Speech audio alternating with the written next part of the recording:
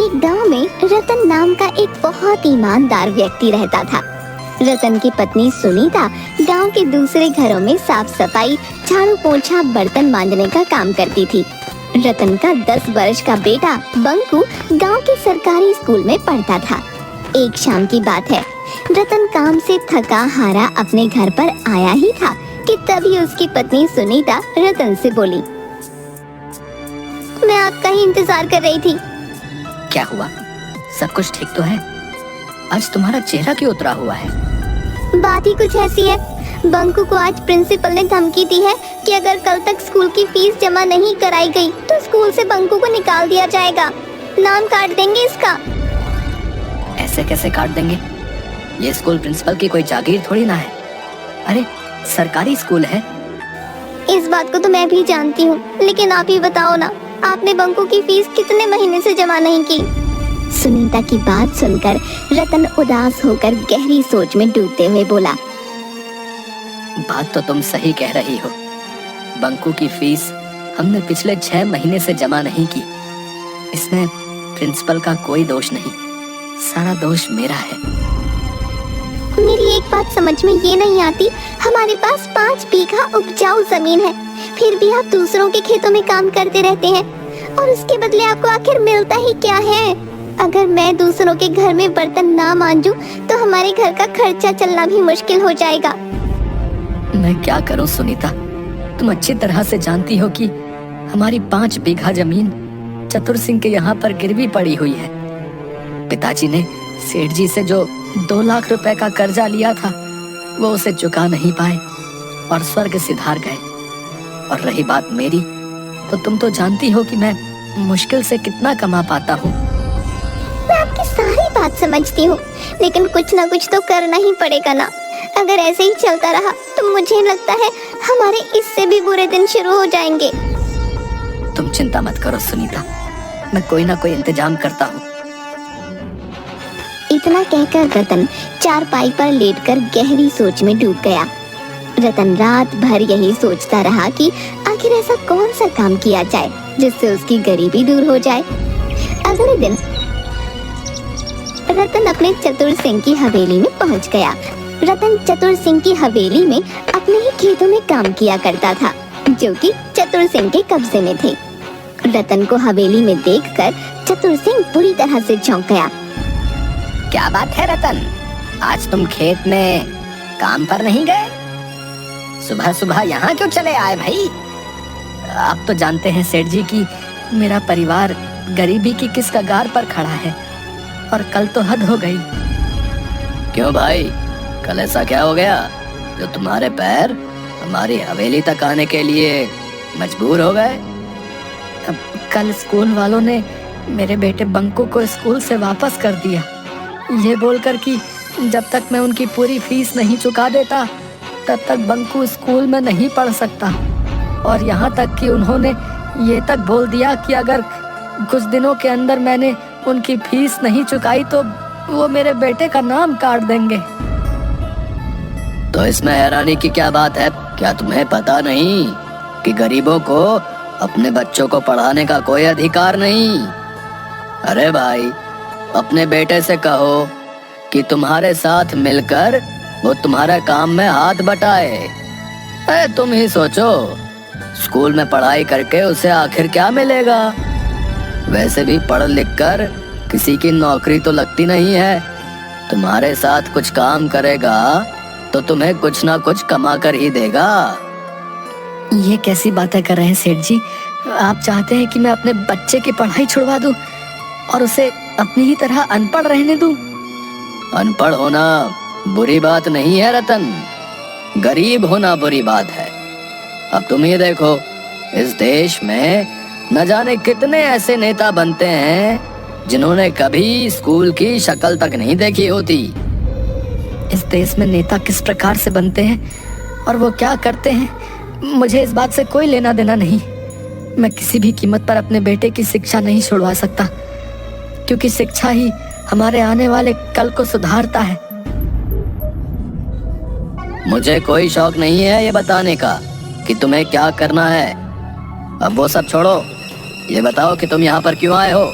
सेठ जी, मेरे खेत आपके यहाँ पर बरसों से गिरवी रखे हैं। मुझे अपने खेत होते हुए भी अपने ही खेतों में नौकरी करनी पड़ रही है, और उसके बदले आप मुझे देते क्या हैं?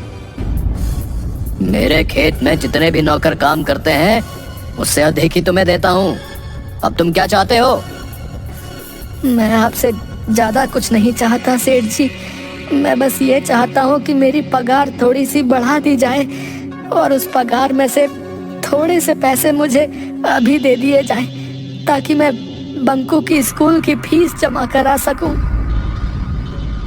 रतन की बात सुनकर चतुर सिंह जोर जोर से हंसते हुए बोला, लगता है तुम्हारा दिमाग खराब हो गया रतन, हैं? तुम शायद भूल गए हो कि तुम्हारे पिताजी ने मुझसे 2 लाख का कर्जा लिया था। 2 लाख का।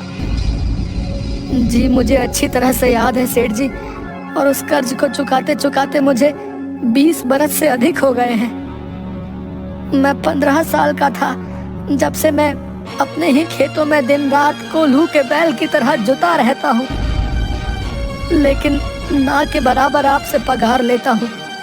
उसके बावजूद भी आपके 2 लाख रुपए खत्म होने का नाम ही नहीं ले रहे। तुम जितना काम करते हो उतना तुम ले जाते हो, और रहा सवाल तुम्हारे खेत का, तो तुम्हारे पिताजी ने 2 लाख रुपए मुझसे उधार लिए थे, जो ब्याज मिलाकर आज की तारीख में कम से कम 10 लाख रुपए होते हैं। 10 लाख रुपए मुझे दे दो और अपने खेत वापस ले लो। उसके बाद अपनी मर्जी के मुताबिक अपने खेत में हल चलाना और फसल बोना। मैं तुमसे कोई सवाल नहीं करने वाला। तो क्या आप मेरी पगार नहीं बढ़ाएंगे सेठ जी?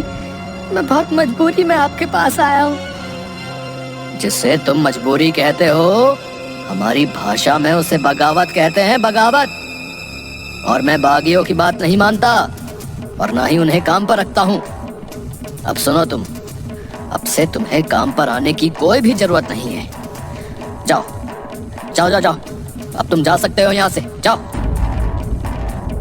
रतन मुंह लटकाकर घर चला आया, जहाँ पर उसका पड़ोसी बिरजू पहले से ही उसका इंतजार कर रहा था। बिरजू भी चतुर सिंह की हवेली में ही काम किया करता था। रतन को उदास देखकर बिरजू मुस्कुराता हुआ बोला, मैं जानता था कि चतुर सिंह तुम्हारी पगार नहीं बढ़ाएगा और तुम्हें काम से भी निकाल देगा। तुम्हारे चेहरे की मायूसी बता रही है कि तुम्हारे साथ कुछ ऐसा ही हुआ है। तुमने बिल्कुल सही कहा बिरजू। मैंने चतुर सिंह के यहाँ पर 20 साल लगातार कितनी मेहनत और ईमानदारी से काम किया।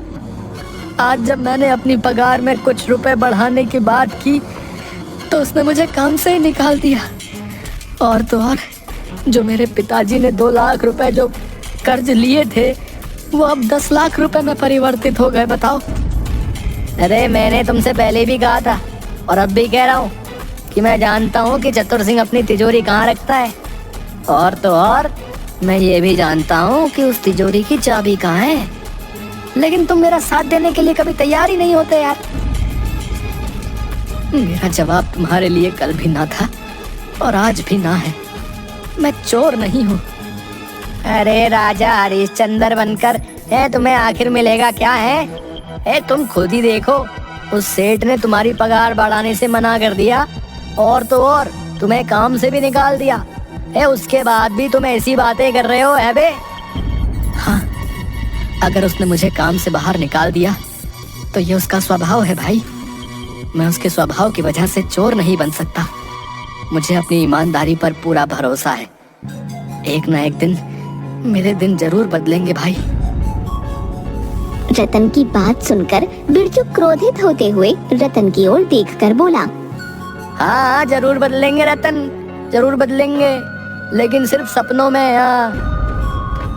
इतना कहकर बिरजू वहाँ से चला गया।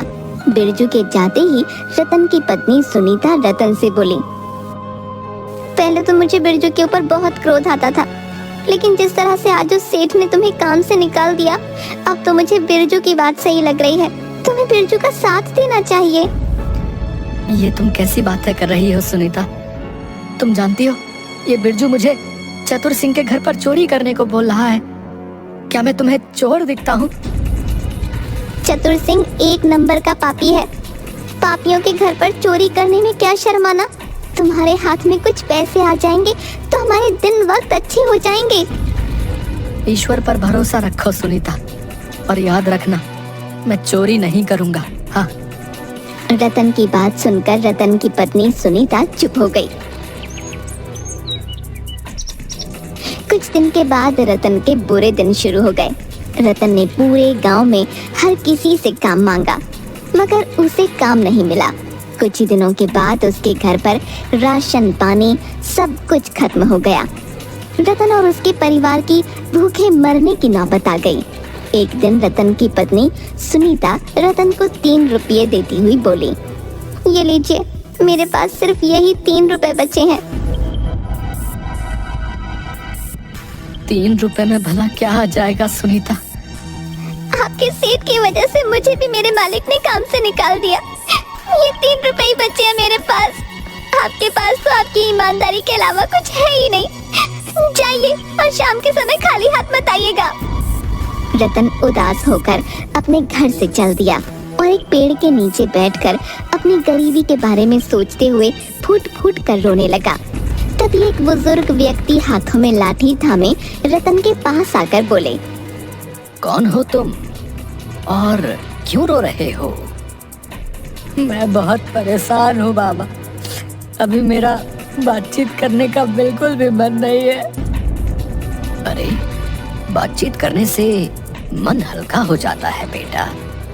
मुझे अपनी समस्या बताओ, हो सकता है कि मैं तुम्हारी कुछ मदद कर सकूं। रतन रोते हुए अपने घर के सारे हालात उस बुजुर्ग व्यक्ति को बताने लगा। तुम्हारी समस्या का एक हल है मेरे पास। मैं एक ऐसे बाजार के बारे में जानता हूँ जो चोर बाजार के नाम से प्रसिद्ध है, जहाँ पर एक से एक महंगी वस्तु बहुत सस्ते दामों में मिलती है। तुम्हारे 3 रुपए से तुम बहुत कुछ ला सकते हो। लेकिन बाबा, मैं चोरी के सख्त खिलाफ हूँ और आप मुझे चोर बाजार जाने की बोल रहे हैं। बेटा, उसका नाम चोर बाजार है, लेकिन वहाँ पर चोरी की वस्तुएं नहीं मिलती। ये तो बस एक मुहावरा होता है। उस बुजुर्ग व्यक्ति ने रतन को एक जंगल का पता दिया। लेकिन बाबा, वहाँ तो घना जंगल है। कुछ खास चोर बाजार अक्सर घने जंगलों में ही लगते हैं बेटा। रतन धीमे धीमे कदमों से उस जंगल की ओर चल दिया। कुछ दूर जाकर उसे एक जंगल में बाजार लगा नजर आया, जहाँ पर एक से एक आधुनिक वस्तु लेकर पुरानी वस्तुएं तक बिक रही थीं। उस चोर बाजार में खाने पीने की वस्तुओं से लेकर हवाई जहाज तक मौजूद था। ये देखकर रतन की आश्चर्य से आंखें फटी की फटी रह गईं। तभी रतन की नजर दाल चावल की दुकान पर पड़ी। रतन वहां पहुंचते ही झिझकते हुए उस दुकानदार से बोला, भैया, ये आटे की बोरी और दाल की बोरी कितने किलो की है? भैया, ये आटे की बोरी जो है 25 किलो की, और ये दाल की बोरी भी 25 किलो की है। मेरे पास तो केवल 3 रुपए हैं, लेकिन पापा ने कहा था कि यहाँ पर बहुत सस्ती वस्तुएं मिलती हैं। रतन को सोचते देख वो दुकानदार रतन से बोला, क्या हो गया भैया, किस सोच में पड़ गए? ये आटे और दाल की बोरी मुझे कितने में मिल जाएगी? अरे भैया, केवल 1 रुपए में। ये सुनकर रतन बुरी तरह से दंग रह गया। कहीं आप मजाक तो नहीं कर रहे? अरे भैया, मुझे लग रहा है कि आप यहाँ पर नए हो। रतन ने उसे 1 रुपया दे दिया और बोरी घर पर उठाकर ले आया। अरे, आपके पास तो कल 3 रुपये थे। क्या आप किसी से पैसे उधार लेकर आए हो क्या? पागल हो गई हो क्या? मुझ जैसे गरीबों को कौन भला पैसे उधार देगा?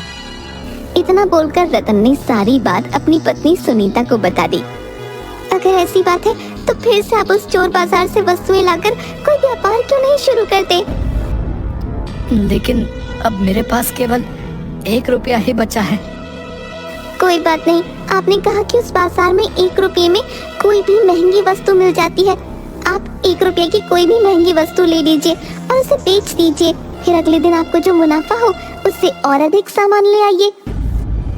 रतन को अपनी पत्नी की बात पसंद आई। अगले दिन रतन चोर बाजार में पहुंच गया।